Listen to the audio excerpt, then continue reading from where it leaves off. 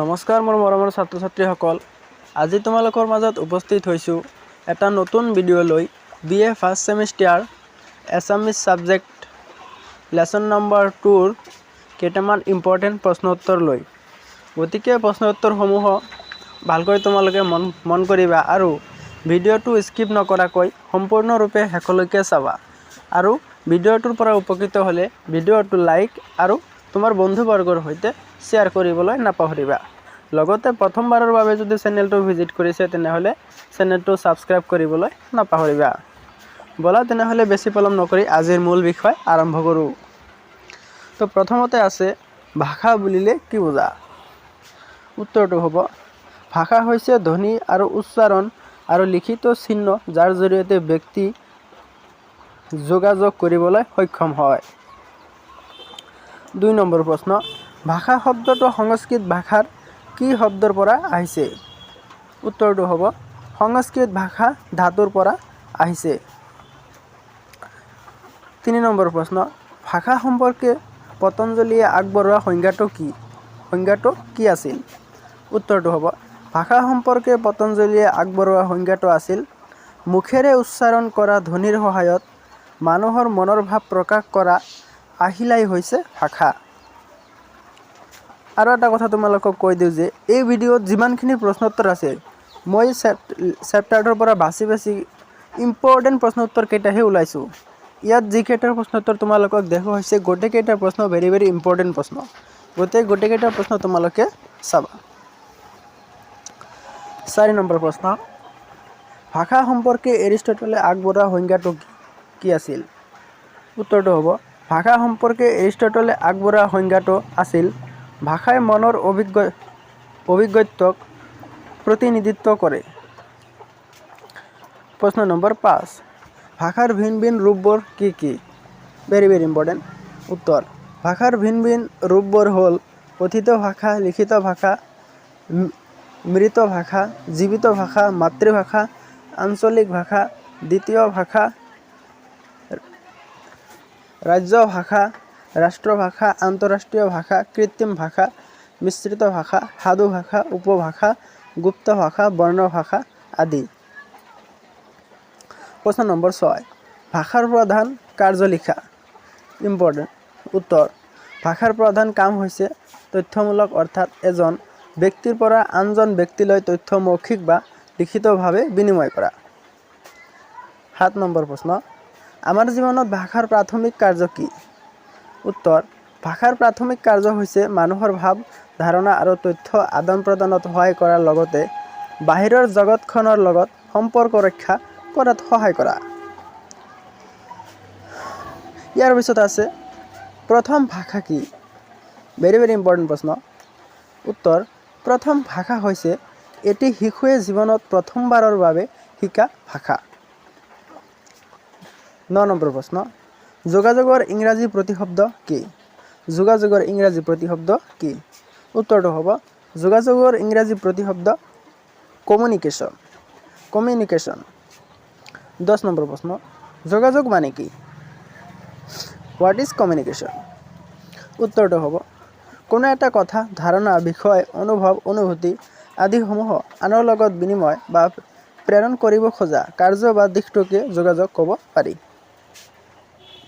11 number প্ৰশ্ন, যোগাযোগৰ সৈতে কোন দুটা বিষয় জড়িত হৈ থাকে? উত্তৰ, যোগাযোগৰ সৈতে জড়িত বিষয় দুটা হৈছে প্ৰেৰক আৰু গ্ৰাহক। ইয়াৰ পিছত আছে 12 নম্বৰ প্ৰশ্ন, শব্দই সাধাৰণতে কি বুজায়? শব্দই সাধাৰণতে কি বুজায়? উত্তৰ, কোনো এটা শব্দই কোনো এটা বস্তু বা ভাৱ সম্পৰ্কে ধাৰণা উপজায়। 13 নম্বৰ প্ৰশ্ন, যোগাযোগ কলা গ্ৰন্থত শব্দৰ কি কি ভাগৰ কথা কৈছে? উত্তৰটো হ'ব আমাৰ প্ৰত্যেকৰে নিজা নিজা শব্দ ভাণ্ডাৰ আছে। এই শব্দ ভাণ্ডাৰক আমি দুভাগত ভাগ কৰি চাব পাৰোঁ, সক্ৰিয় এক্টিভ আৰু নিষ্ক্ৰিয় পেছিভ। প্ৰশ্ন নম্বৰ 14, সক্ৰিয় শব্দ কি? ইম্পৰ্টেণ্ট প্ৰশ্ন উত্তৰ, ভেৰি ইম্পৰ্টেণ্ট, চাই ল'বা তোমালোকে। ইয়াৰ পিছত আছে প্ৰশ্ন নম্বৰ 15, সক্ৰিয় শব্দ কি? প্ৰশ্নটো ডাবল হৈছে, তোমালোকে চাই ল'বা। 16 নম্বৰ প্ৰশ্ন, সাধাৰণতে বাক্য কি? এটোও ভেৰি ভেৰি ইম্পৰ্টেণ্ট। উত্তৰ, পদ এটাই নাইবা অধিক পদ লগ লাগি কোনো এটা সম্পূৰ্ণ অৰ্থ প্ৰকাশ কৰিলে তাক বাক্য বুলি কোৱা হয়। 17 নম্বৰ প্ৰশ্ন, যোগাযোগ ভাষিক ভিন্নতাৰ ভাগ কেইটা আৰু কি কি? উত্তৰটো হৈছে 3 ভাগত ভাগ কৰিছে। তোমালোকে চাই ল'বা, 3টা ভাগ আছে ইয়াৰে। তাৰপিছত আছে 18 নম্বৰ প্ৰশ্ন, শৰীৰ ভাষা সম্পৰ্কৰ সৈতে জড়িত বিষয়সমূহ কি কি? উত্তৰ, শৰীৰ ভাষা সম্পৰ্কৰ সৈতে জড়িত বিষয়সমূহ হ'ল ব্যক্তিগত বাহ্যিক ৰূপ, দেহভংগী, অংগ সংকেত, মুখভংগী, চাক্ষুষ অভিব্যক্তি, এইকেইটা। তাৰপিছত 19 নম্বৰ চাই ল'বা তোমালোকে। তাৰপিছত আছে 20 নম্বৰ, ধ্বনি কাক বোলে? Very very important. উত্তৰ, ধ্বনি মানে শব্দ বা আৱাজ। মানুহে মনৰ ভাৱ প্ৰকাশ কৰোঁতে উচ্চাৰণ কৰা আটাইতকৈ ক্ষুদ্ৰতম খণ্ডটোৱেই হ'ল ধ্বনি। ইয়াৰ পিছত আছে 21 নম্বৰ প্ৰশ্ন, মুখেৰে উচ্চাৰিত সকলোবোৰে ধ্বনি নে? উত্তৰটো হ'ব নহয়। মুখেৰে উচ্চাৰিত সকলোবোৰেই ধ্বনি নহয়। সুসৰি এটা ধ্বনি নহয়। ইয়াৰ পিছত আছে 22 নম্বৰ প্ৰশ্ন, ধ্বনি প্ৰধানত কেই প্ৰকাৰ? ভেৰি ভেৰি ইম্পৰ্টেণ্ট, চাই ল'বা। 23 নম্বৰ প্ৰশ্ন, স্বৰ ধ্বনি আৰু ব্যঞ্জন ধ্বনি কি? এটোৰ মাজত পাৰ্থক্য এইটো চাই ল'বা, ইম্পৰ্টেণ্ট হয় প্ৰশ্নটো। উত্তৰ, যিবোৰ ধ্বনি উচ্চাৰণ কৰোঁতে হাওঁফাওঁৰ পৰা ওলাই অহা বায়ু প্ৰবাহক কতো বাধা দিয়া নহয় সেইবোৰেই স্বৰ ধ্বনি। যিবোৰ ধ্বনি উচ্চাৰণত বায়ু প্ৰবাহক ডিঙি, তালু, দাঁত, ওঠ আদি বিভিন্ন বাধা দিয়া হয় সেইবোৰকে ব্যঞ্জন ধ্বনি বোলে। ইয়াৰ পিছত আছে 24 নম্বৰ প্ৰশ্ন, অসমীয়া ভাষাৰ ব্যঞ্জন ধ্বনি কেইটা? এইটো 21টা। ইয়াৰ পিছত 25 নম্বৰ প্ৰশ্ন, অসমীয়া ভাষাৰ ব্যঞ্জন বৰ্ণৰ সংখ্যা কেইটা? 40টা। এইটো চাই ল'বা।